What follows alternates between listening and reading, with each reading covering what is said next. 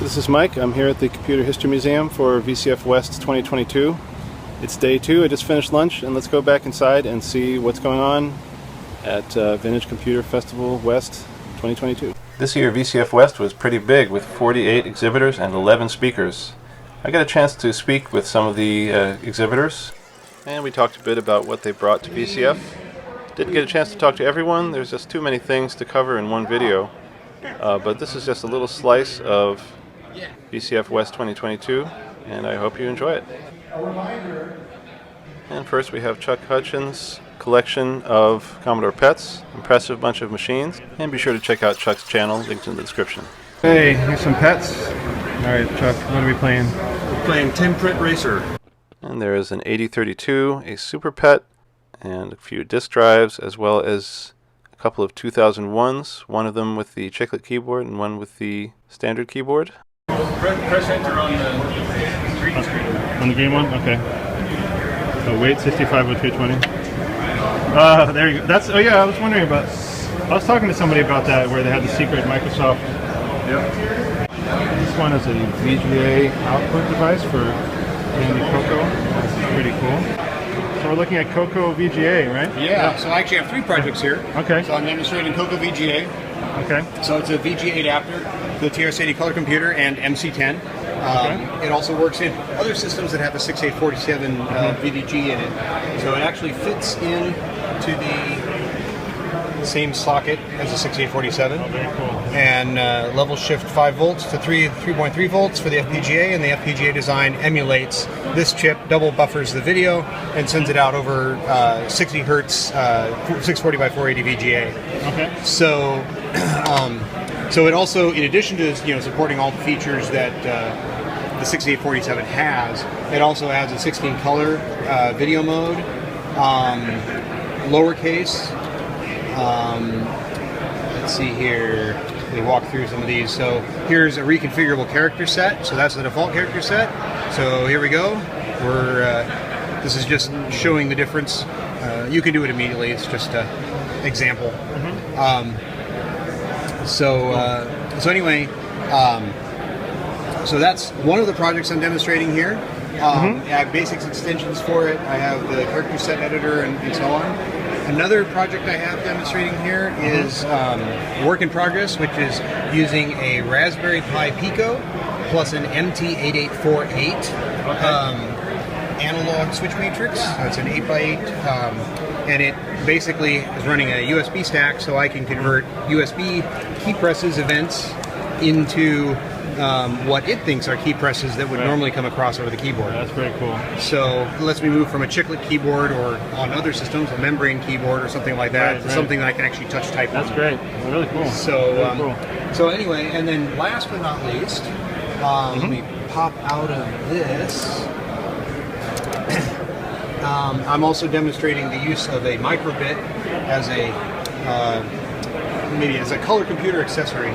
Okay. So this is using the accelerometer on the microbit to control the cursor on my screen.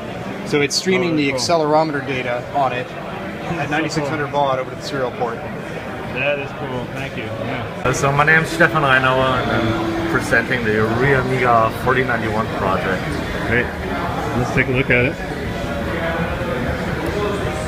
Could you tell me a little bit about how this works and what it is? Yeah, so what happened is that a couple of months ago we bought this Amiga 4091 SCSI 2 controller from eBay, and it's one of only 2 SCSI controllers for the Zorro 3 bus of the Amiga 3000 and 4000 has ever been developed. And one of the other one is like highly proprietary, so it's really hard to reproduce that one, basically impossible. This one, Dave Haney, one of the designers of this board, has released the source code to the GAL chips on this card, and so with the card in hand and the source to the GAL chips, we were able to actually reproduce the board. That's great. That's great. So this is what our reproduction looks like. Okay, it's a beautiful purple yeah, PCB. This is one of our prototype cards. That's very nice. And I see the manuals here.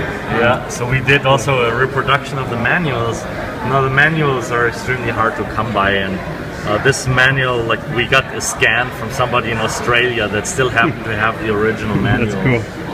And we did a lot of cleanup work on the pages, because the pages of the original were shining through, and the general quality of the manual was not that great. But I think this one actually came out better than the original. Yeah.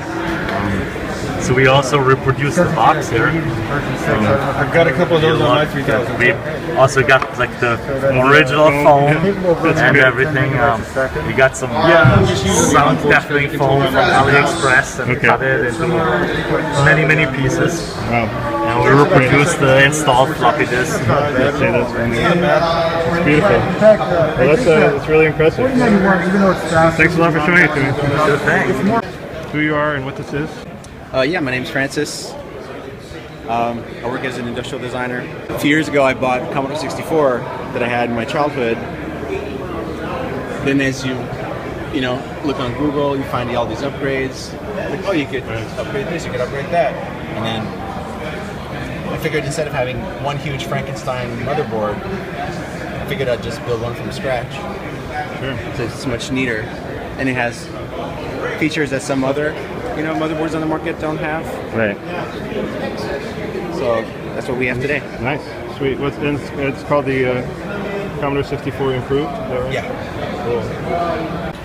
Alright, I'm looking at Prodigy Reloaded. So, want to tell me who you are and what Prodigy Reloaded is about? Sure, my name is Phil Heller, and Prodigy Reloaded is a recreation of the original Prodigy service that launched in 1988 and then was shut down in 1999. Okay. Look at it. Okay. So I'm just going to try to log in here.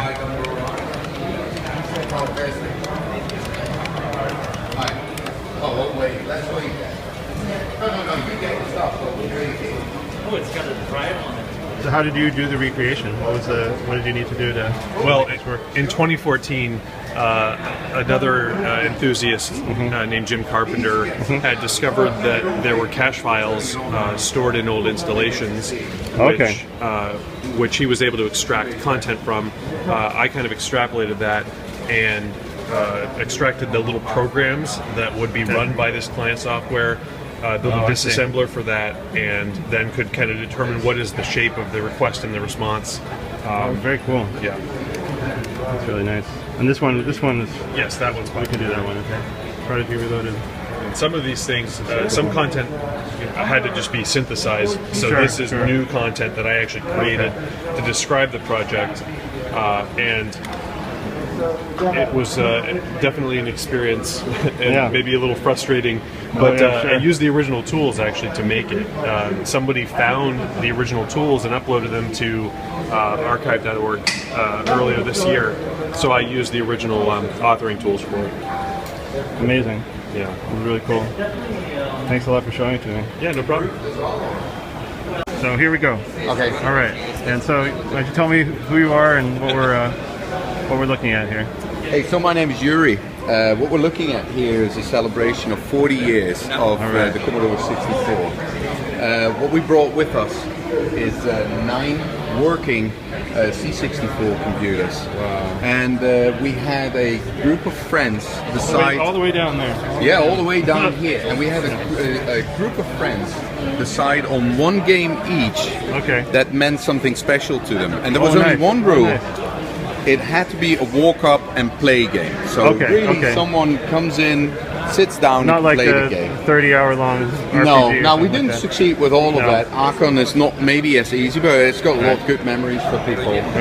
But they're typically games that you can walk up and play. Which one was your pick? Did you have one? My pick was Toy Bazaar. Okay. And but I'm rooting actually for International Karate Plus, which is a special version that allows I'm going to walk over there to see International Karate Plus. This game is fun because a lot of people will remember playing this game, but this is a version that actually allows for a third player to be connected, and you can play with 3 people at once. Well, that's cool. I think you beat them both. That's cool. Right. Now what we did is we all went with the original games, we re-cracked them, Yeah. and we then made them available to be put on a cartridge. So we made a custom cartridge, custom housing, custom PCB, and in that way we would just need to turn on the machines and it would go straight to the game. So there's no ink. So here's your custom. This is the custom cartridge. Every machine will have one. Amazing. And that way we kind of make it easy just to turn it on and not having to attend this. So were they all originally cartridge-based games, or no, none. None were, with the exception of Wizard of War. Okay. So all of them needed a certain amount of hacking and cracking to get it going. Now, luckily, really cool. community these days for C64 is incredible. There's so much knowledge available and so easily attainable. It's been a lot of fun. Awesome. Well, thank you so much for showing me. You're very We're playing a video on what, Amiga 500. Amiga 500 with the Vampire 2 accelerator. Wow. And this is Roberts. Oh yeah. Famous Roberts. If I could get into the movie section. Here. See some movies. Movies, and they're limited to only about 740, 780 frames or something like that. Okay.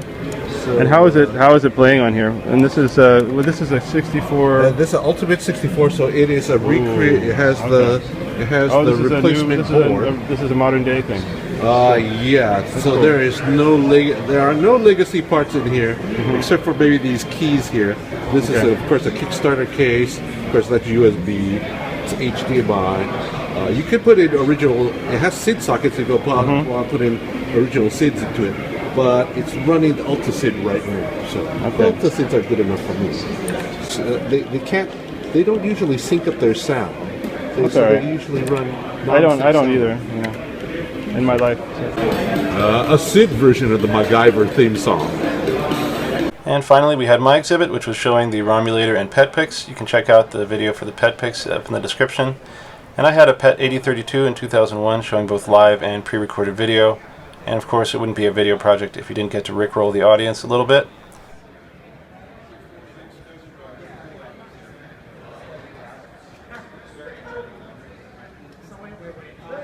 And over the course of the day, we had a good number of Petski selfies. Fun times were had by all. And while I didn't get to talk to everybody at length, here are a few other exhibits. This is an 8080 Triton Computer, along with some other 8080 and 8085 machines.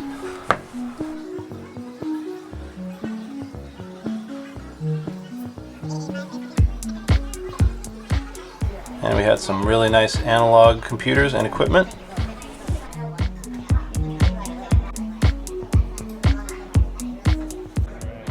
And here we had a Heathkit H8 computer restored to its former glory, found at an estate sale. Right now it's loading a program from a phone instead of a tape. And while there was an issue with the CRT temporarily, eventually it got working again and we were able to play a little bit of chess.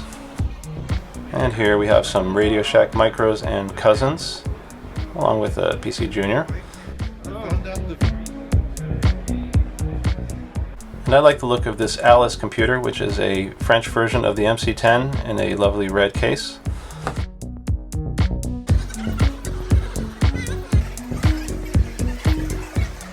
And right here is the first Apple I, the first Apple product ever delivered. It's pretty amazing to see something like that right in front of you.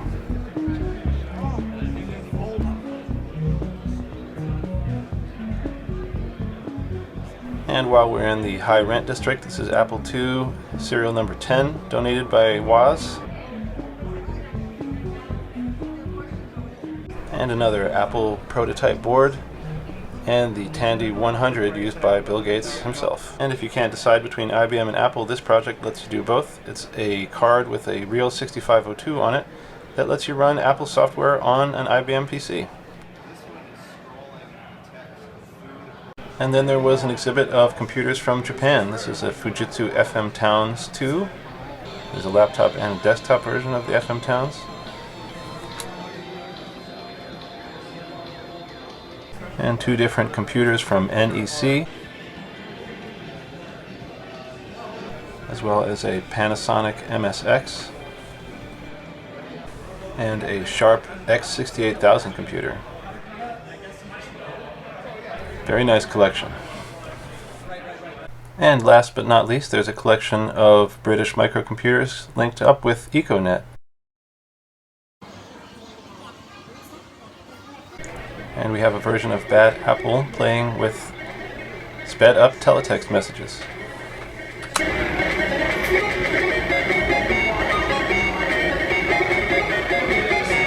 And by the end of the day, this is how I felt, and all good things must come to an end, and it was time to pack everything up. Until next year. Thanks very much for watching. I hope you enjoyed looking at these tidbits of VCF West 2022. See you next time.